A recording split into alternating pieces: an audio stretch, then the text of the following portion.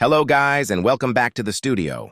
In today's video, I'm going to show you how to watch and stay updated with all trading news, whether it's crypto or Forex. If you're a trader or just getting started, staying updated with the latest news is very important, and this method will help you do that easily. So without wasting any time, let's get started. First, open your Safari browser or any browser you use on your phone. In the search bar, type Forex Factory. After a few seconds, the results will load. Now, tap on the first link that appears. Once you open the website, you'll land on the main page where you can see all the latest and upcoming news related to Forex and crypto markets.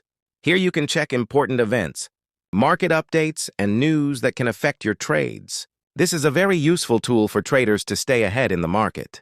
So that's it for this video.